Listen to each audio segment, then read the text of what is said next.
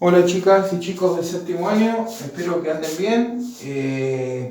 Traten de cuidarse por favor, de estar en casa lo más que puedan, que la situación está complicada y bueno, lo mejor para ustedes, ¿sí? Vamos al video 9. Voy a empezar a explicar algunos contenidos de las nuevas actividades, ¿sí? En el primer punto, tipos de actuadores que se utilizan en la robótica. Primero recuerden, el actuador era ese elemento que me va a permitir a mí en la articulación del manipulador lograr el movimiento. Es decir, todas las articulaciones necesitan que se muevan, por ende tiene que existir un actuador. El actuador va a recibir un tipo de energía y la va a transformar en otra. Entra energía eléctrica, la transforma en trabajo mecánico de rotación, por ejemplo, en lo que es la parte de la cintura del robot, en lo que es la parte del codo, del aprensor, etc. Entra aire comprimido, la energía neumática, y se transforma en trabajo mecánico para apertura y cierre, por ejemplo, de una pinza neumática o de un movimiento lineal en el caso de un cilindro lineal, de un cilindro doble o simple efecto. Y por supuesto la oleohidráulica, que ingresa aceite, obviamente que circula por un sistema que está presurizado, un aceite especial derivado del petróleo, y lo transforma también en movimiento exactamente igual que la neumática, con movimientos más lentos, con muchísima generación de fuerza. En este punto yo le había hecho hincapié a ustedes que traten de analizar, si quieren, en una especie de una tabla, todos los tipos de actuadores que hay dependiendo de la energía y ventajas y desventajas que tienen. Hay algo fundamental. En lo que son motores eléctricos están los de corriente alterna, los de corriente continua, que son los más usados, los de corriente continua, y los servomotores. En realidad, de los tres, los que más se usan son los servomotores. ¿Por qué? El servomotor no es un motor solamente, sino que ya contempla una mecánica integrada al mismo motor. Es decir, tiene un tren de engranajes, tiene un sistema obviamente mecánico que me permite a mí tener una precisión muy importante al momento de tener que frenarlo. Recuerden que en robótica es muy importante esto, ¿sí? No se olviden que el brazo tiene un movimiento de inercia que obviamente cuando yo lo freno tiende a seguir obviamente en su movimiento que estaba teniendo.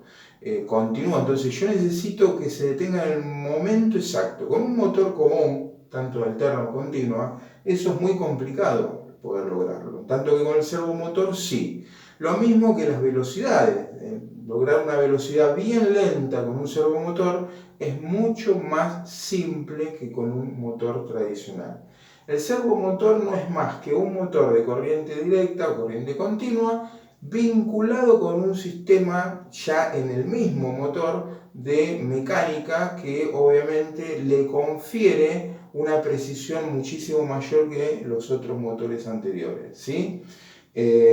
Cualquiera de los anteriores, tanto el de continua como el de alterna, van a requerir, por supuesto, un tren de transmisión, engranajes, cremalleras en muchos casos, que posibilitan los movimientos que yo quiera lograr de todas las articulaciones que vinculan un eslabón con el otro eslabón.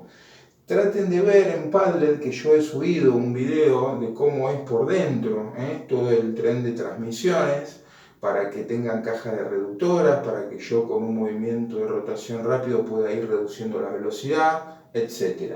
Hagan una especie de tablita, en este caso, con las ventajas y desventajas. Si yo necesito, de acuerdo a mi requerimiento, que el robot tiene que hacer mucha fuerza, me olvido de la parte neumática. Es decir, tengo que ir siempre a actuadores oleohidráulicos o a motores, que obviamente me van a conferir a mí la potencia que necesito para generar esa fuerza elevada.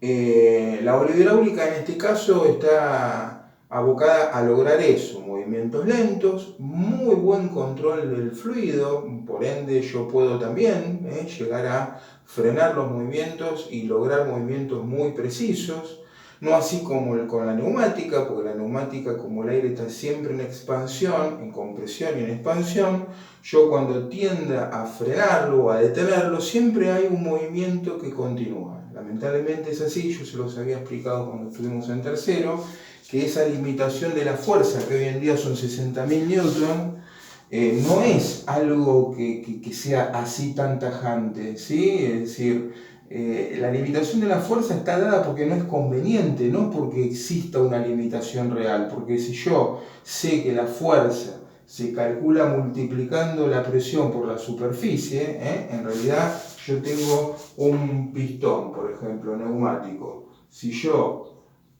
lo que hago es agrandar el área que impacta el aire comprimido a la que impacta el aire comprimido, obviamente esta área, por ejemplo en este caso que es la superficie de avance, cuanto más grande es, si la fuerza se calcula multiplicando la presión por la superficie, yo puedo lograr mayor fuerza o aumentando la presión o aumentando la superficie. La presión en neumática promedio entre 6 a 8 kilogramos fuerza sobre centímetro cuadrado en neumática. Entonces, si esto ya lo tengo prefijado, que son valores que se usan normalmente, puedo ir aumentando esto. Entonces no es que está limitada a un valor. Cuanto más grande es el actuador de diámetro, más fuerza genera. Entonces, ¿qué es lo que sucede cuando se dice, ustedes cuando los tuve en tercero yo les había enseñado que eran 30.000 newton la fuerza de neumática o 3.000 kilofuerza? Hoy, con las tecnologías tan buenas que hay y todos los adelantos, se extendió a 60.000 newton o 6.000 kilofuerza. Estamos hablando que un auto mediano pesa 800 kilos, 900, un montón de fuerza. Dice que no es conveniente por lo que yo les explicaba recién. Si yo tengo un problema y quiero frenarlo en el momento, obviamente no lo voy a poder frenar. Acá está el orificio, ¿no?, de la tapa por donde se fuga el aire del escape. No lo voy a poder detener en el momento. En tanto que un sistema hidráulico, sí. Un sistema hidráulico, la válvula corta y cortó. En el aire comprimido tengo que esperar que las presiones se estabilicen y ahí directamente se va a frenar. Entonces, conclusión, chicos. Los más usados son los eléctricos.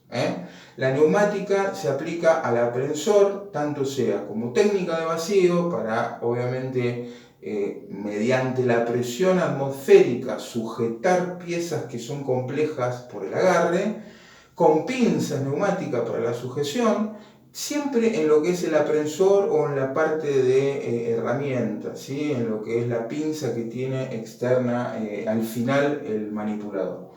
La hidráulica, la mecánica y la electricidad se usa en todos los otros movimientos que tiene el robot y dándole prioridad a los servomotores. En industria pesada, en lo que es metalúrgica grande, de manipulación de motores, de fundición de hierro, inclusive pesos muy elevados, obviamente se usa la hidráulica y motores ahí en muchos casos de corriente alterna también.